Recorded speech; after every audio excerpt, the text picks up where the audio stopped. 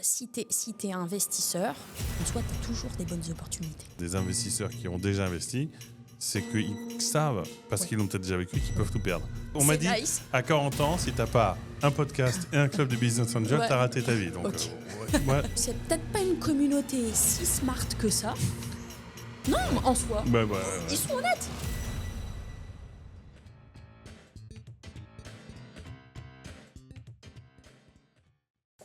Bonjour à tous, bienvenue dans un épisode de Est-ce possible qui a déjà commencé il y a plus d'une heure mais qui n'était pas enregistré. Aujourd'hui, on reçoit Amélie Mariage. Amélie est investisseuse et elle a une singularité, c'est qu'elle est investisseuse sur le marché espagnol alors qu'elle est française depuis... À peu près 15 ans. À peu près 15 ans. Merci de venir au micro d'Est possible. On va parler aujourd'hui du phénomène et de l'état actuel des clubs de business angel. Alors, on a vu arriver depuis une dizaine d'années et alors, même si ça existait avant, mais en tout cas, ça s'est multiplié, les clubs de business angel qui permettaient à beaucoup de monde d'investir en start-up. Et ma première question, c'est pourquoi c'est bien pour un investisseur de passer par un club plutôt que d'y aller en solo ? Alors, je pense qu'il y a plusieurs aspects à prendre en compte.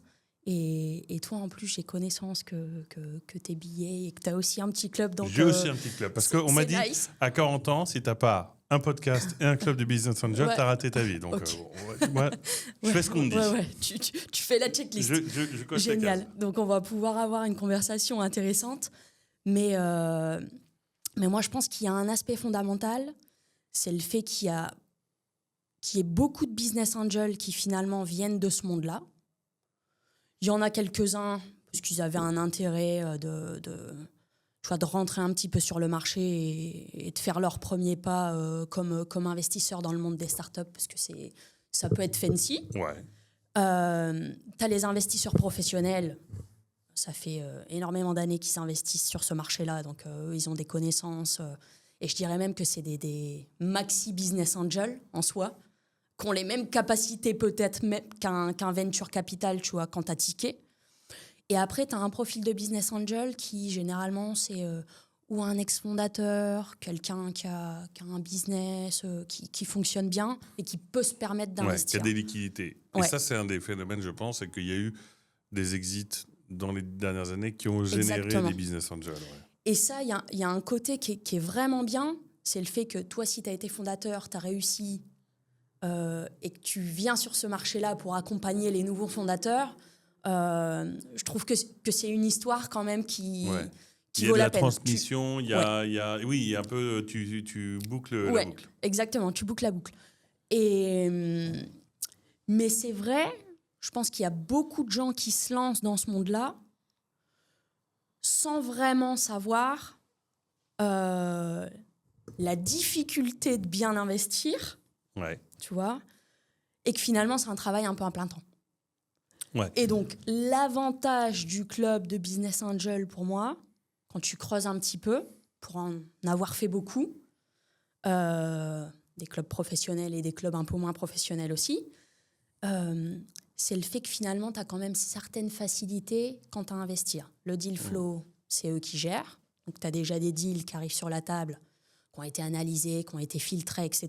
Tu as juste à commenter et en gros te positionner, s'il y a un go ou un no-go de ton côté. Et ensuite, toute la partie aussi post-investissement, de reporting, etc., qui est aussi gérée généralement par le club. Ouais. Et ça, je pense que c'est quand même une facilité. Parce que quand tu es BA et que tu fais beaucoup de deals à l'année et que tu commences à construire ton portefeuille, et qu'en gros, tu as passé les 15, 20 deals, il y en a qui ont 127 startups en portefeuille, tu vois, ça commence à faire beaucoup. Et la gestion de tout ça, c'est un travail colossal si tu veux bien le faire. Ouais. Alors que si tu outsources à un club ou à des fonds, parce que si tu as 127 deals, tu peux devenir LP et puis donner ça à un fonds et suivre ses recommandations. Il y a un peu moins le côté au contact direct de la startup.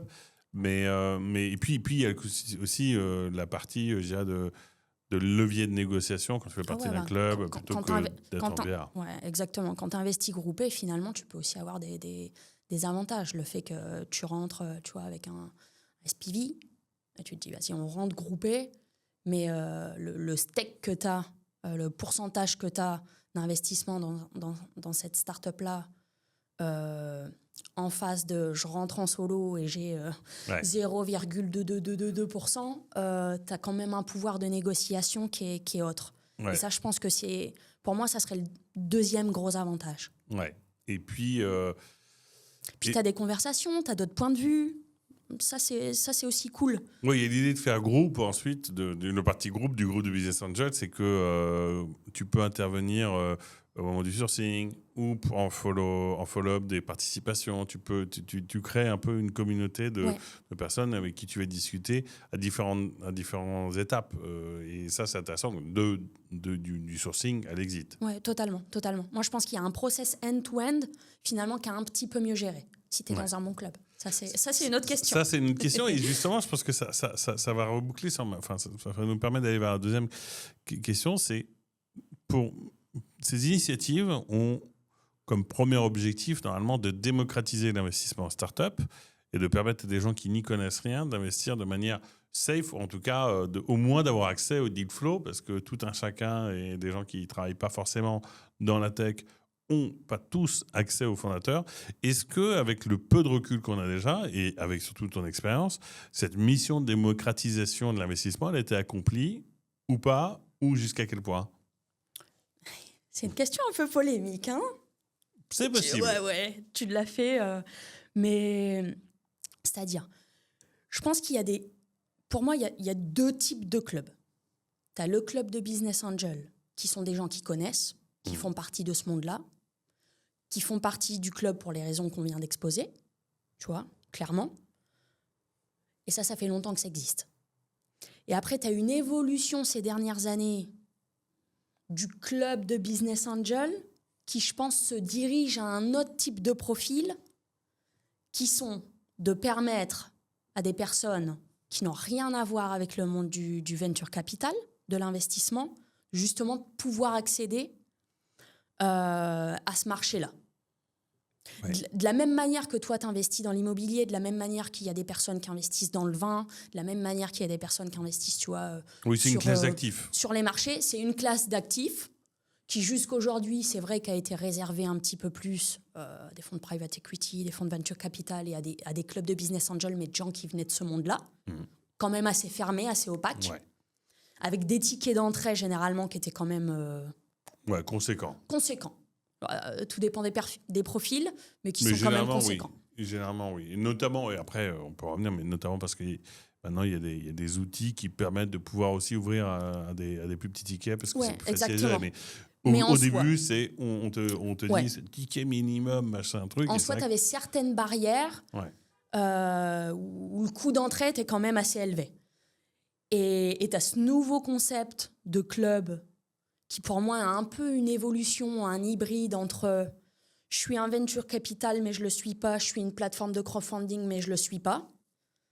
Je suis vraiment un concept club basé sur une communauté, tu vois, avec une partie d'éducation qui est quand même très forte et qui généralement, j'apporte des deals, etc. Mais vraiment avec un focus qui est basé sur un type de profil de gens qui viennent pas de ce monde-là. Ouais. Qui ne veut pas dire qu'ils n'ont pas investi dans d'autres actifs et qui n'ont pas ce mindset d'investissement. Oui, d'accord. Mais qui ne connaissent pas forcément le monde de la tech et ses ressorts et la manière. Exactement. Et ne serait-ce que et qui ne peuvent pas accéder au deal flow en soi. Ouais. Ils ne peuvent pas accéder au deal flow. Mais tu crois du coup que quand on parle de démocratisation, tu dis ça s'est démocratisé plus à des gens qui investissaient déjà, mais plutôt dans des classes actives type immobilier, ou même des gens qui n'avaient jamais investi? Ou est-ce que quand même on reste sur 90% des gens qui investissent dans un club de business angels sont des gens habitués? C'est un peu ça le truc. Parce que est-ce que les meilleurs deals ne restent pas quand même entre gens du même monde? Est-ce que les gens de la rue ont déjà accédé à des super bons deals? Parce que c'est la promesse qu'on vend quand même dans ces clubs. Ouais. Non, mais c'est l'argument. Et je pense que ceux qui font bien leur travail vont avoir de bons résultats. Ouais. Mais après, c'est comme le venture capital en soi. Tout se joue sur le deal flow. Ouais. C'est la prémisse. C'est quels sont les bons fondateurs et quels sont les bons fondateurs qu'on va backer, ceux qui ont la bonne vision, ceux qui vont avoir la bonne exécution, ceux qui ont de la clairvoyance. Et ça, c'est quand même très difficile à trouver. Et après, le métier de VC, généralement, on lui met tu vois, l'étiquette d'un métier de finance. Pour moi, c'est quasi 50-50 avec un métier de finance dans l'analyse, mais un métier de relationnel. Ouais, un métier de marketing. Moi, mon métier est beaucoup plus ancré en soi, mes journées, sur la partie marketing et la partie relationnelle. C'est comme ça que tu captes du bon deal flow. Bien sûr, et ça, c'est sûr que c'est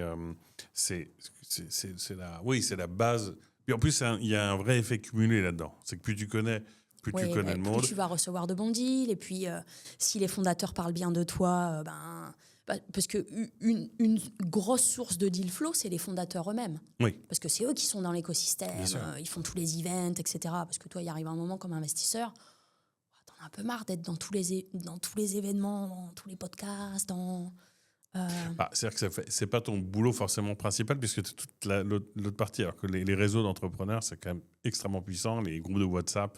Ouais. Mais du coup, tu disais un truc, quand on parle de démocratisation, il y a une partie d'éducation qui est importante, non seulement pour la mesure du risque, parce que moi, ce qui est bien quelque part quand tu parles des investisseurs qui ont déjà investi, c'est qu'ils savent, parce qu'ils l'ont peut-être déjà vécu, qu'ils peuvent tout perdre. Et moi, quand j'investis, je me dis, je perds tout. Oui. Tu sais où tu mets les pieds. Voilà. Est-ce que cette mission-là, elle est bien accomplie, justement? Est-ce que l'éducation à devenir... Est-ce qu'il y a une manière d'être éduqué, à part en perdant de l'argent, on peut le dire, hein, est-ce qu'il y a une autre façon d'être éduqué au bon réflexe et à la bonne façon d'aborder cette occupation, parce que c'est pas un métier, de business angel, à ton avis? Moi, je pense que justement, c'est un des gros défis. Le fait que tu amènes des investisseurs qui connaissent pas forcément les dynamiques, les critères de ce monde-là.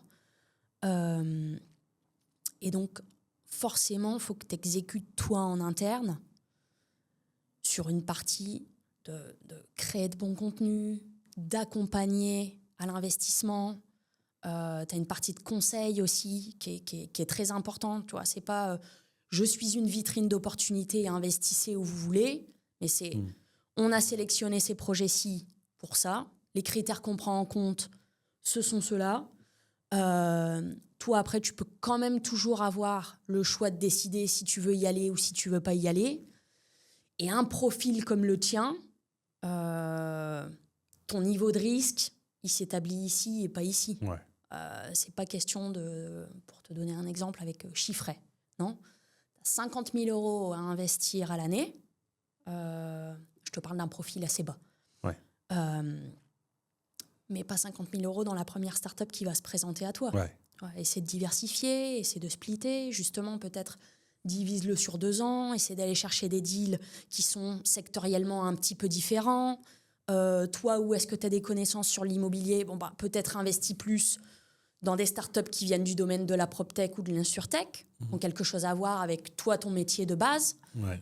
Donc, il y a une partie de conseil et d'accompagnement qui, pour moi, doit être forte. Doit être forte. Et qui... Sinon, c'est très risqué. Ouais. Sinon, c'est risqué parce qu'après, tu peux avoir... L'investisseur peut avoir l'impression que tu as trompé, alors que c'est pas le cas. Et effectivement, un truc important... Après, c'est des cycles qui sont aussi assez longs. Parce que toi, tes résultats, finalement, tu vas les avoir au début, on disait 5-6 ans. Après, on s'est rendu compte que c'était 7-8 ans. Ouais. Et puis là, on va plus 10-12 ans. Ouais, on est sur du 10-12. Mais c'est vrai que oui, effectivement... C'est des cycles qui sont très longs. Donc, toi, les résultats, tu vas les voir. Réellement, c'est un actif à long terme en soi. Ouais. C'est-à-dire que moyen, long terme. C'est quand même le pire des actifs quand tu le décomposes comme ça, c'est que c'est pas liquide. C'est-à-dire que tu peux pas retirer tes billets quand tu veux. Tu sais pas combien tu vas retirer. Et là où tu pensais que c'était à 5 ans, en fait, c'est plutôt à 10 ans. Ouais. Bon. Après, il se trouve que ça reste une classe d'actifs qui est intéressante parce que les outliers vont te faire gagner beaucoup plus que n'importe quel projet immobilier ou n'importe quel autre type d'investissement. Sinon, ça ferait pas 40 ans qu'aux États-Unis, ils investissent dans le venture capital. Tu vois, si c'était pas un type d'actif, quand tu exécutes bien, quand tu fais bien ton travail, qui est quand même assez rentable, ça c'est sûr. Ouais. Mais après, tout à avoir finalement dans cette bonne exécution et dans ce savoir, bien capter le deal flow, bien l'analyser, bien le filtrer. Et le deal flow, alors tu vois, le deal flow pour moi, le deal flow il est lié à ton relationnel et c'est aussi lié, à mon avis, à la question de savoir quelle est ton utilité pour les boîtes. Parce que j'ai du mal à imaginer que tu puisses te créer un réseau si tu ne donnes pas de l'utilité aux gens avec qui tu génères ce réseau. Mais du coup, dans la partie post-investissement, est-ce que les clubs de BA, qui vendent aussi la promesse de pouvoir apporter plutôt aux entrepreneurs qu'aux investisseurs, de pouvoir apporter du conseil, est-ce que c'est un truc qui marche vraiment selon toi? Est-ce que, parce que tu as des investisseurs qui viennent du même monde, ce fameux smart capital, est-ce que c'est un peu une fausse promesse? Est-ce que c'est vrai? Ou quelles sont les choses qui font que ça fonctionne pour les boîtes? Parce qu'on leur dit, bien sûr, tu es dans PropTech, je vais t'amener que des gens qui ont 25 ans d'expérience dans l'immobilier. Quand bien même tu le fais, derrière, une fois que le deal est exécuté, est-ce que les gens viennent apporter leur savoir pour aider la boîte à croître? Oui, non, ton avis, et surtout comment faire en sorte que ça se passe? Après, ça dépend un peu, tu vois, parce que moi, finalement, j'ai aussi travaillé en venture capital, non? Ce qui me fait rigoler, c'est qu'une des questions les plus rhétoriques en tant qu'investisseur, on fait, nous, en fondateur, c'est tu te différencies comment? Tu vois, c'est quoi ton avantage compétitif? Ouais. Et quand tu vas sur les sites web ou que tu as des réunions avec des investisseurs, on a tous le même pitch. Bien en sûr. soi. Mais Donc nous-mêmes, tu vois, on Tellement. fait pas bien notre job là-dessus. je suis complètement d'accord. Là où je pense que le club de BA ou même, tu vois, le club de retailer, comme on était en train d'en parler, d'ailleurs, il faut qu'on trouve un mot français Ouais. à ce terme anglais. Exactement, on va trouver. C'est de dire, moi, je t'apporte une communauté. Ouais. Et ça, je pense que l'avantage est quand même assez différent. C'est le fait de dire, c'est peut-être pas une communauté si smart que ça. Non, Ouais. en soi. Ouais. Ils sont honnêtes. Ah ouais. C'est peut-être pas une communauté qui est si smart que ça. Par contre, elle est grande en nombre. Ouais. Et ça peut se transformer si toi, comme fondateur, tu arrives à en tirer un avantage à des contacts, à des clients, à des ambassadeurs, etc., etc. Ouais. Et le club, lui, il a un rôle à jouer là-dedans. Pour toi, il joue un rôle ou est-ce que c'est un peu de la sérendipité? C'est-à-dire qu'on expose une boîte à des gens et il se passe quelque chose en connexion qui permet de faire du bizdev, des recrutements, tout ça, ou c'est pour toi l'une des missions des clubs de BA? Parce que c'est important. Moi, je pense que si tu fais bien ton job de base, tu vas aller aussi sélectionner des startups et des fondateurs. Tu vois, parce que finalement, tu as une variable en plus à prendre en compte quand tu investis en tant que club. Ce ne soit pas forcément de l'extérieur, mais c'est justement d'aller chercher les projets qui vont plaire à ta communauté. Ouais. Ah oui. Moi, si j'ai un club avec 2000 investisseurs derrière moi, j'ai quand même un job un petit peu plus difficile, c'est de dire, j'ai pas seulement 10 ou 15 LP, limited partners, j'en ai 2000. Ouais. Ce sont eux mes clients. Ouais. Donc en soi, il faut que j'aille chercher les fondateurs, les secteurs, et en gros les deals, qui vont plaire à ma communauté. Parce que sinon, elle ne va pas investir. Ouais. Et ensuite, je sais ce que tu veux dire, c'est qu'en fait, comme si elles plaisent à la communauté, et ben du coup, tu maximises les chances qu'il y ait des relations après. Exactement. Et de l'entraide. Ouais, qui est cette zone de magie qui fasse que pour le fondateur, il puisse avoir, tu vois, cette valeur ajoutée dont on était en train de parler. Ouais, parce que ça peut paraître souvent un mirage. Enfin, je le vois, moi, pour avoir investi dans pas mal de boîtes. Déjà, les reporting, c'est très aléatoire. Il y a des boîtes qui le font très bien, des boîtes qui font rien du tout. T'es sûr? Ah ouais. Et puis ensuite, le smart capital, c'est vrai que j'adore ce que tu dis sur le pitch des investisseurs. C'est toujours la même chose sur le site, c'est toujours la même chose en réunion. Mais la réalité, c'est que c'est quelque chose que je vois pas trop à l'heure. Et en même temps, je me dis, comment est-ce que tu peux le mécaniser? Tu as raison, c'est en faisant en sorte de bien matcher les dossiers. Parce que tu vois, là, en ce moment, on travaille sur un dossier un SaaS d'optimisation de la trésorerie.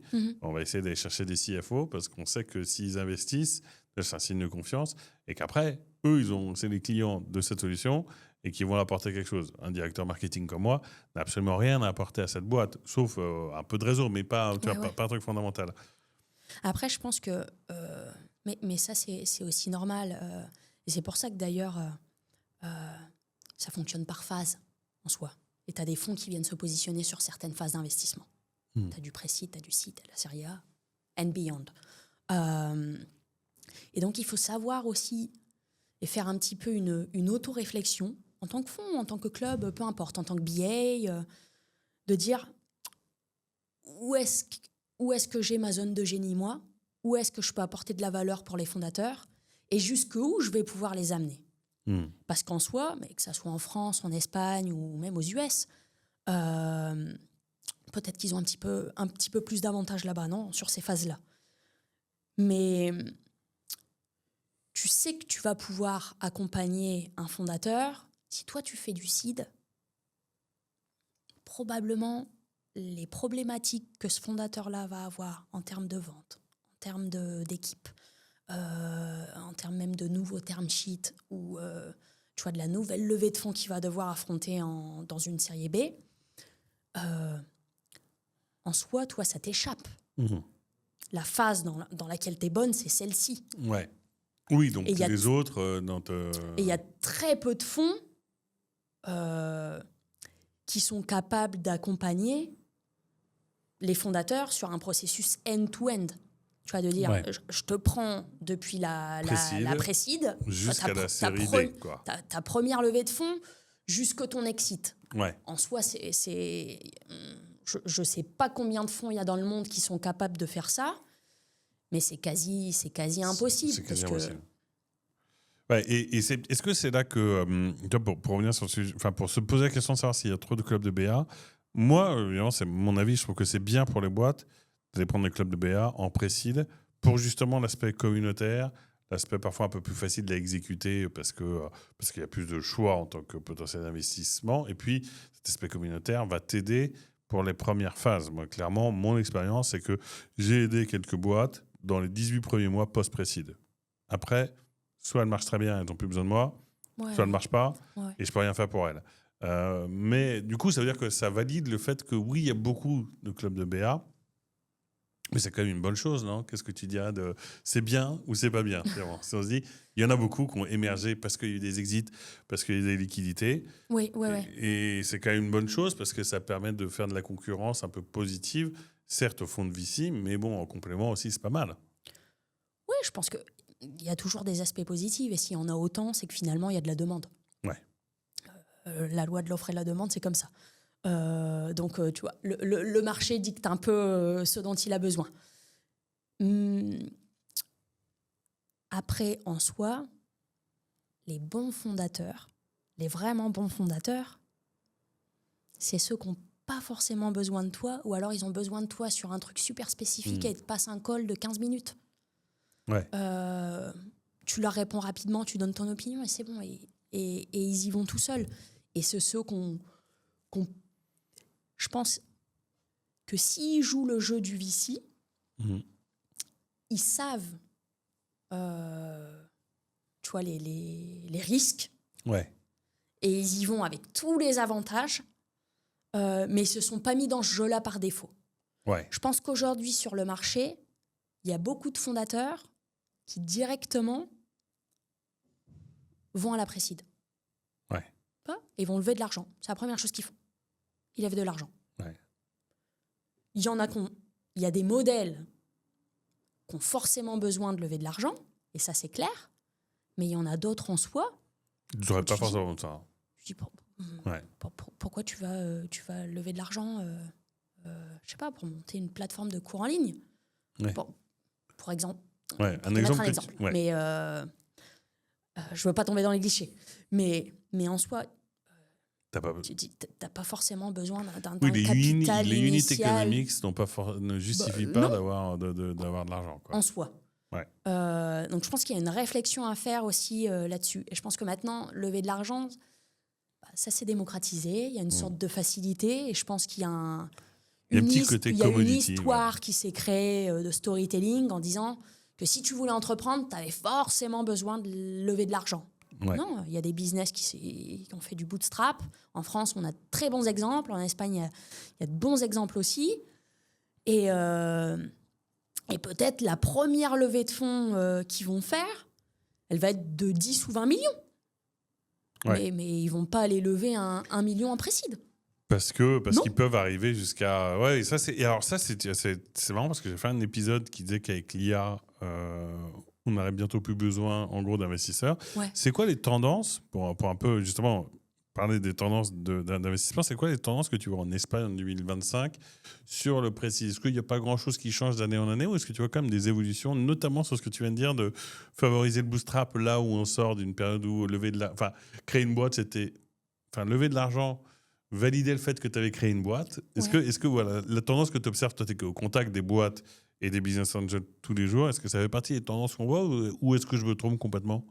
Non, je pense qu'il y a... Mais en Espagne, et pas seulement en Espagne, je pense que c'est un phénomène un peu global, le fait de dire qu'il y a beaucoup de fondateurs qui finalement remettent les unités économiques. Non, c'est ce dont tu viens de parler, un petit peu au goût du jour. Ouais. Et de dire, vas-y, finalement, ce qui est important ici, c'est les ventes.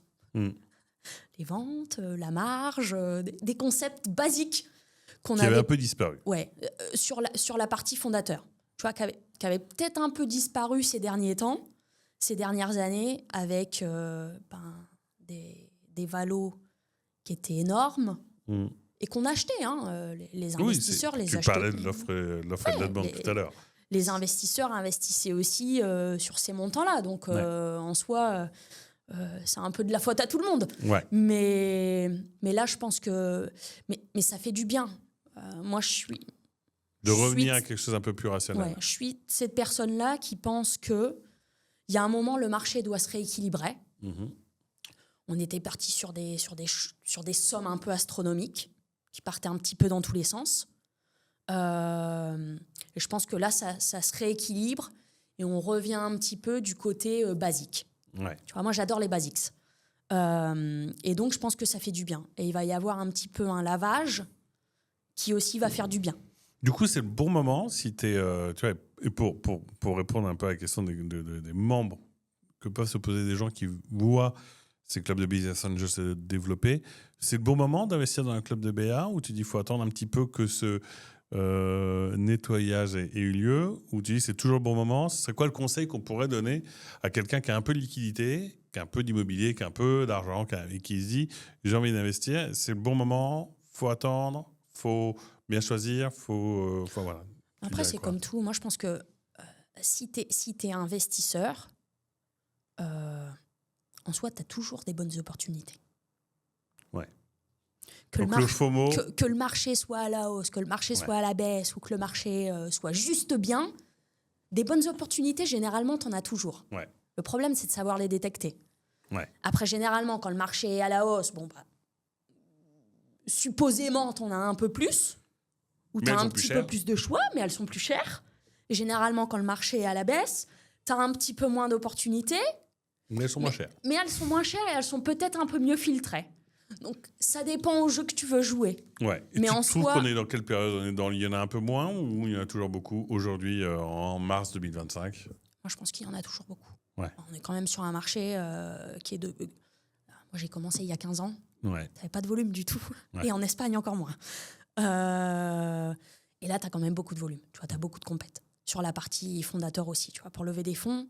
Là, cette dernière année et l'année en cours, je pense que c'est de plus en plus dur de lever des fonds, de les lever correctement, avec beaucoup de sens. Ça, je pense que ouais. Mais aussi parce que c'est trendy en soi. Tu vois, on t'inculque que la figure de l'entrepreneur, dès l'université... il a levé les fonds. Ouais. Et donc, c'est plutôt positif, pour terminer, positif ou négatif de dire que c'est plus difficile de lever les fonds? Quel regard que tu jetterais sur ces années qui ont correspondu au moment où il y a le nombre de clubs de BA investis a explosé? C'est quand il y avait beaucoup d'argent sur le marché. On n'est quand même pas plus mal de revenir à de la rationalité, quand bien même ça ferme la porte à des projets qui, eux, auraient besoin d'argent et qui ne vont pas pouvoir se financer. Ou tu crois que de toute façon, un bon projet, ça se finance? C'est un peu clivant de dire ça, mais tu vois, moi, j'ai vu des beaux dossiers, mais qui n'étaient pas des dossiers avec un potentiel d'exit ou un levier de valorisation gigantesque et qui ont galéré pour lever et qui sont en train de disparaître parce que malgré tout, ils ont besoin d'argent pour se financer.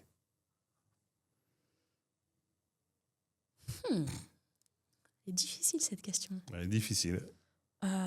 Sincérité ou... Non, mais en tout cas, moi, j'ai vu... Ouais, sincérité, je pense qu'il faut à mon avis, il faut être sincère. Parce que je vois à peu près... S'il y a une réponse sincère, je vois laquelle va être. Mais autant la raconter.